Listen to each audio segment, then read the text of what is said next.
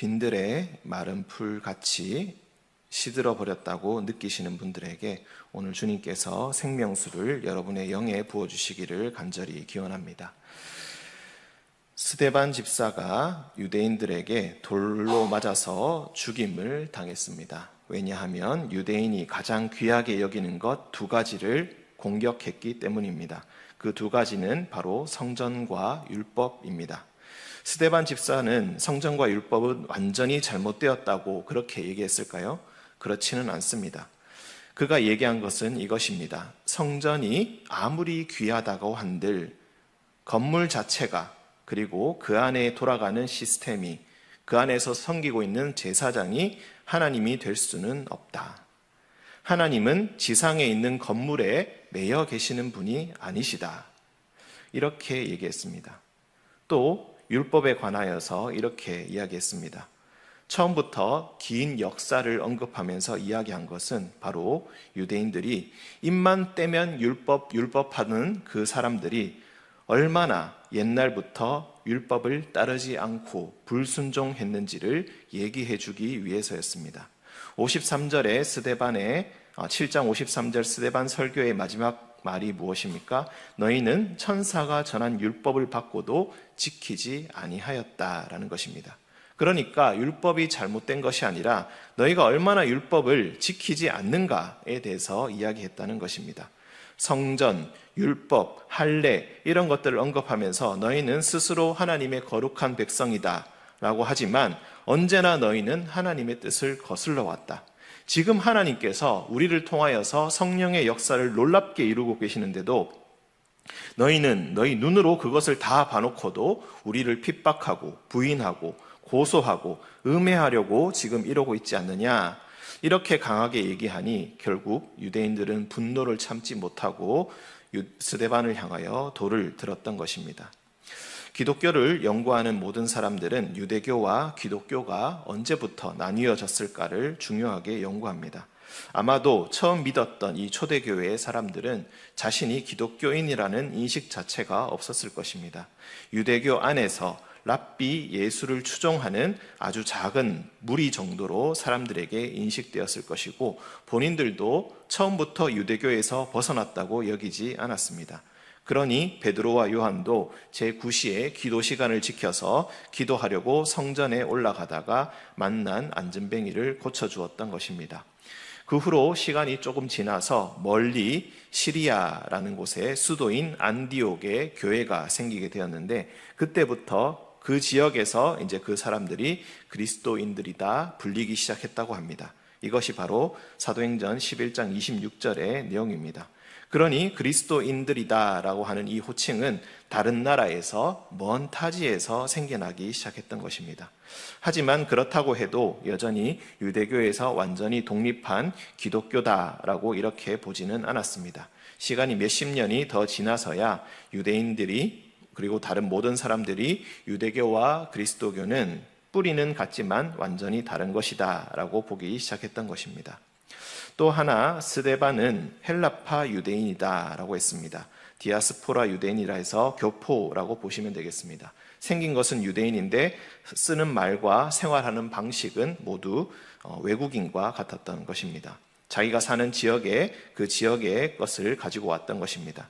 디아스포라 유대인들 오순절에 예루살렘 성전에 예배 드리러 왔다가 성령의 역사를 보고 회개하고 예루살렘에 한동안 같이 머물면서 같이 살았습니다. 그리고 날마다 같이 기도를 했습니다.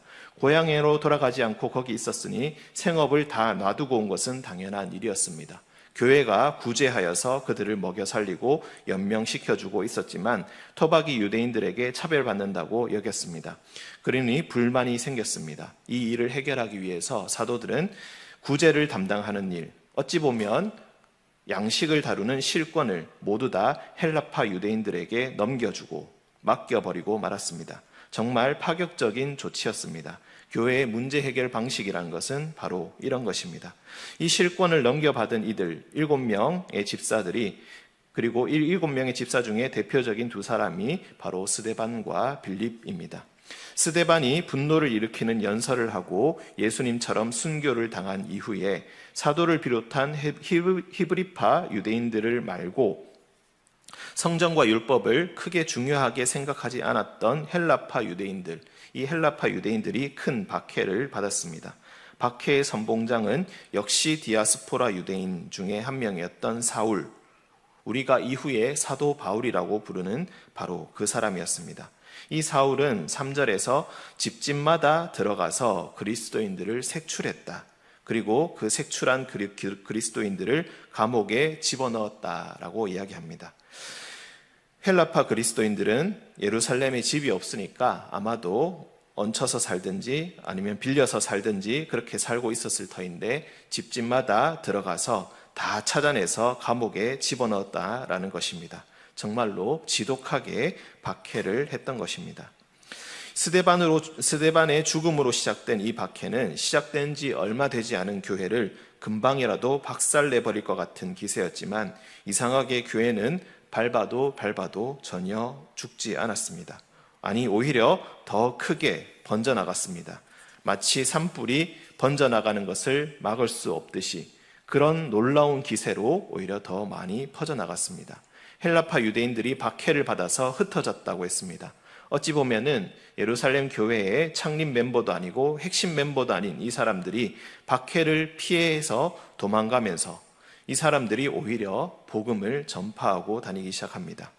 아마도 히브리파 유대인들이라면 사마리아에는 절대로 가지 않았을 것입니다. 하지만 편견이 덜한 헬라파 유대인들은 기꺼이 사마리아로 가서 그들에게 복음을 전했고, 그리고 정말 의외로 사마리아 사람들은 한 마음으로 빌립이 하는 말을 따르고 순종했다고 합니다. 우리도 전도의 현장에서 정말 의외의 경우를 많이 봅니다. 절대로 믿지 않을 것 같은 사람이 성령의 역사가 임하니 누구보다 마음과 정성을 다하는 믿음의 사람으로 변하는 것을 우리는 종종 보고는 합니다. 성령의 역사는 정말로 예측할 수도 없고 통제할 수도 없고 조종할 수도 없습니다. 어쩌면 우리는 그저 성령이 이끄시는 대로 따라갈 뿐입니다.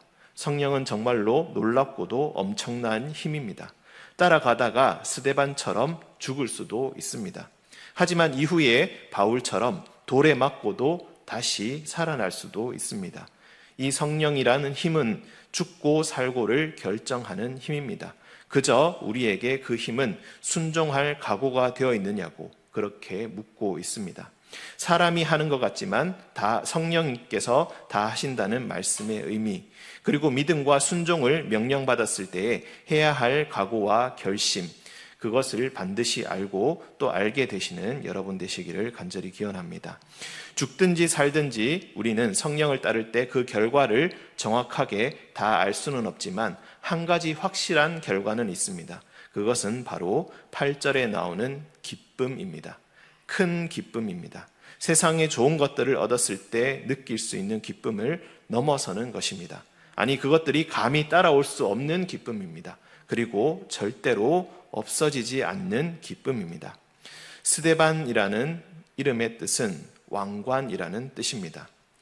그 사람은 예수님께서 십자가를 지실 때 머리에 쓰셨던 그 가시관이 왕관처럼 우리가 여기듯이 그는 예수님의 왕관이 되어서 돌에 맞아서 누구보다 험한 죽음을 당했지만 아무도 그의 마음속에 벅차오르던 기쁨을 돌로 부술 수는 없었습니다. 성령의 역사를 따르시기를 원하시는 여러분들, 이 기쁨이 오늘 여러분과 저에게 꼭 있기를 바랍니다. 또 오늘 말씀은 한 사람에 대해서 더 이야기합니다. 사마리아에 살고 있던 시몬이라는 사람입니다. 사기꾼인지 아닌지 모르겠지만 그는 마술로 큰 명성을 얻었고 존경을 얻었습니다. 하지만 스스로는 알고 있었습니다. 자기가 하는 것은 결국 쇼에 불과하다는 것입니다. 거짓에 기반한 잠깐의 놀람, 잠깐의 즐거움, 잠깐의 감동에 불과하다는 것을 알고 있었습니다. 그러니 그가 진짜를 보았을 때 빌립이 하는 놀라운 하나님의 역사, 성령의 역사를 보았더니 전문가인 자기가 봐도 정말로 진짜 같았던 것입니다. 그러니 그는 진짜를 알아보고 그도 세례를 받고 끝인 것이 아니라 비밀을 파헤친 것이 아니라 오히려 더 놀라운 표적과 기사를 보면서 더 놀랄 수밖에 없었다라고 이야기합니다. 성령의 역사는 진짜입니다. 절대로 가짜가 아닙니다. 열기가 사그라들면 곧 잊혀져 버릴 구겨진 영화표와 같은 것이 아닙니다. 사람들의 눈을 현혹하여서 만들어낸 환상도 아닙니다. 성령의 역사는 정말로 사람을 낫게 하고 정말 귀신을 쫓아내며 진짜 표적을 일으키고 큰 능력으로 사람을 살려냅니다. 세상의 모든 가짜를 제압하고 이겨냅니다. 어찌 가짜가 진짜를 이겨내겠습니까? 지금 잠깐 이기는 것 같아 보이고, 지금 잠깐 명성을 얻는 것처럼 보이고, 지금 잠깐 마음을 흔드는 것처럼 보인다 할지라도 결국 잠시 잠깐에 불과합니다. 성도 여러분, 우리는 진짜를 가진 사람들입니다. 곧 없어질 가짜에 절대로 현혹되지 마시고 말씀의 빛을 따라 오늘도 좁은 길을 걸으며 밤낮으로 기뻐하시는 여러분 되시기를 간절히 기원합니다. 함께 기도하겠습니다. 가장 귀한 성령을 보내주셨던 주님, 성령을 따라 말하다가 죽어서 흘러내렸던 그 순교의 피가 바짝 마른 숲에 불을 놓는 불씨가 되어 퍼져나가는 그 말씀의 현장을 우리가 함께 살펴보았습니다. 막을 수 없는 성령의 불길이 사마리아에 옮겨 붙었습니다. 악령들이 떠나가고 아픈 자들이 나음을 받으며 말씀의 표적이 수없이 생겨났습니다. 무엇보다 하나님을 기다리고 갈망하던 모든 이들의 마음속에 큰 기쁨이 일어났습니다. 자칭 큰 자라 일컫던 시몬도 감탄할 수밖에 없었던 진짜 능력과 진짜 기쁨이 예수님과 같이 순종의 죽음을 선택한 스데반의 선택으로 시작되었음을 우리가 함께 살펴보았습니다. 주님, 우리는 우리의 인생을 완전히 알고 예측하기를 바랍니다. 큰 기쁨은 없어도 좋으니 불행한 일이 생기지 않기를 바랍니다. 삶에 대한 기대는 점점 낮아지고 하루라도 더 평범하고 평탄하기를 기도합니다. 감당할 수 없는 성령의 역사를 부담스러워하고 원하는 만큼만 복을 차곡차곡 쌓아두었다가 필요할 때 꺼내 쓰기를 원합니다. 주님, 어느새 성전과 율법이 가장 중요하다 여기는 유대인들이 바로 우리가 되었습니다. 성령의 역사를 보고도 질서를 어지럽힌다 욕하고 병이 낫는 것을 보고도 바알세불에 힘입은 것이 아니냐 의심할까 우리가 두렵습니다. 주님, 예수님께서 보여주신 부활의 도를 따라 언제나 살아있기를 원합니다. 살아도 죽은 것처럼 사는 것이 아니라 사나 죽으나 늘 주님의 것이 되어 늘 살아있기를 원합니다. 생명의 선물을 주실 때에 용기 내어 주님 앞에 한 발짝 더 나아가게 하시고 감히 성령의 역사를 우리 삶 안에 달라고 기도할 수 있는 용기를 우리에게 허락하여 주시옵소서. 주님, 육체의 질병과 고통으로 주님께 부르짖는 이들을 주여 기억하여 주옵소서.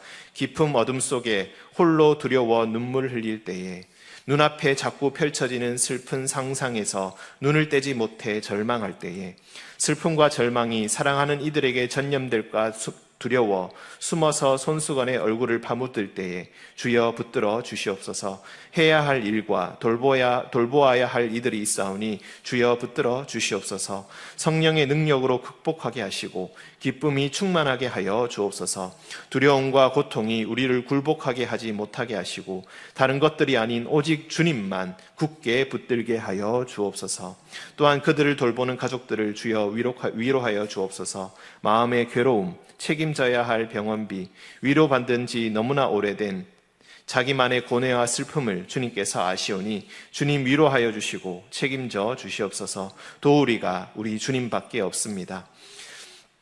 주님, 또한 여름 성경학교와 수련회가 얼마 남지 않았습니다. 교회 학교의 모든 학생들과 그 부모님들의 마음을 강하게 주장하여 주옵소서. 주님의 부르심을 따르는 것이 가장 복된 길임을 깨닫게 하시고 신앙의 교육이 무엇보다 우선되어야 함을 알게 하는 귀한 은혜를 허락하여 주옵소서. 준비하는 귀한 손길들이 있습니다. 실질적인 일을 할 때에 주님 항상 도우사 어려움이 없게 하여 주시고 더욱 크고 넓게 역사하시는 성령의 역사를 의지하게 하여 주옵소서. 교사들의 마음속에 샘솟는 기도의 열망을 주시고 사랑하는 마음으로 학생들을 위해 기도로 준비하게 하여 주옵소서. 모든 학생과 교사가 모두 우리 귀하신 주님을 만나게 하시고 주님의 얼굴빛을 느끼는 은혜의 시간 삼아 주시옵소서.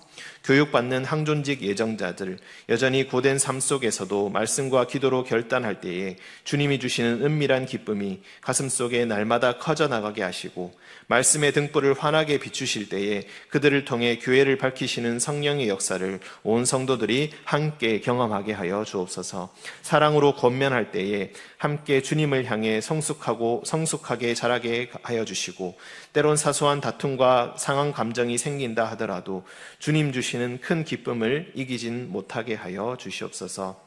주님, 오늘도 우리를 안보하시는 주님의 팔을 붙들고 순례의 길을 떠납니다. 하는 일 하나하나, 만나는 이 한 명 한 명마다 주의 영이 함께 하셔서 주님께서 간섭하시고 도와주시옵소서. 주님의 사랑이 힘든 삶의 현장에서도 할렐루야 성령이 함께 계심을 각 사람의 입술로 찬양하게 하여 주시고, 기쁜 마음으로 주님의 뜻을 행하는 자들 되게 하여 주시옵소서. 거룩하신 예수님의 이름으로 기도합니다. 아멘.